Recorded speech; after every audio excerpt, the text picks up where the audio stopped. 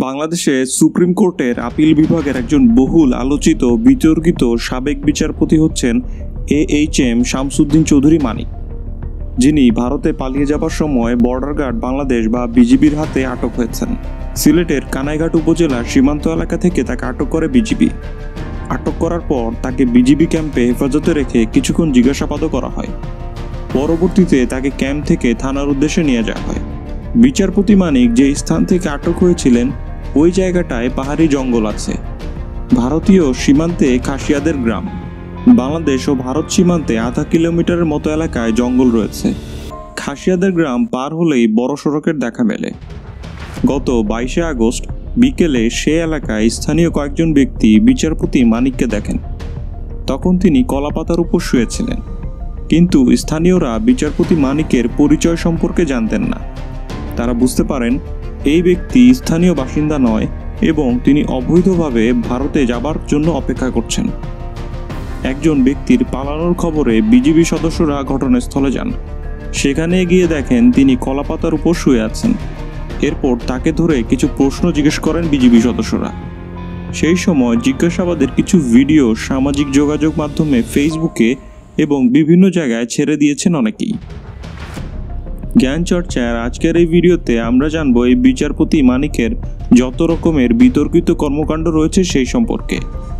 আপনি যদি আমাদের চ্যানেলে নতুন হয়ে থাকেন তবে আমাদের চ্যানেলটি লাইক, শেয়ার এবং সাবস্ক্রাইব করতে ভুলবেন না। রেগুলার আপডেট পেতে বেল আইকনটি ক্লিক করতে পারেন। ফেসবুক থেকে দেখলে ফলো এবং শেয়ার দিয়ে সাথে থাকুন। তো চলুন ভিডিও শুরু করা যাক।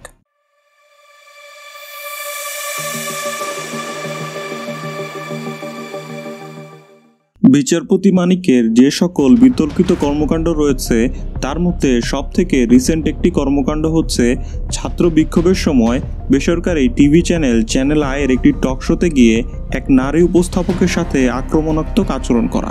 তখন বেশ সমালোচনার মুখে পড়েন বিচারপতি মানিক। সেই ভিডিওটি ইন্টারনেট ভিত্তিক সামাজিক যোগাযোগ মাধ্যমে বেশ ছড়িয়ে পড়ে। বিচারপতি মানিকের বিরুদ্ধে সরকারি বাড়ি ভাড়া পরিশোধ না করার বিষয়ে অনুসন্ধান করতে দুর্নীতি দমন কমিশন দুদকে নোটিশ দিয়েছেন সুপ্রিম কোর্টের এক আইনজীবী।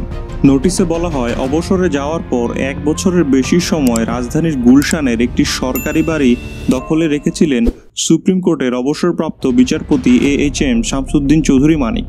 পরে 2017 সালে তিনি বাড়িটি ছাড়লেও বাড়ি ভাড়া, গ্যাস ও পানির বিল বাবদ সরকারের পাওনা 14,19,200 টাকা এখনও তিনি পরিশোধ করেননি।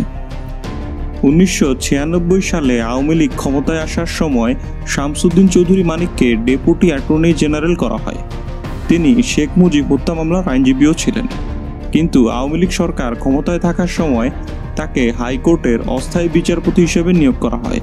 কিন্তু 2001 সালে বিএনপি ক্ষমতায় আসার পর সে নিয়োগ স্থায়ী করা হয়নি। 2009 সালে আওয়ামী লীগ ক্ষমতায় আসার পরে শামসুদ্দিন চৌধুরী মানিক বিচারপতি হিসেবে পুনর্বহাল হন। বিচারপতি থাকা অবস্থায় শামসুদ্দিন মানিককে নিয়ে বিতর্ক শুরু হয়েছিল।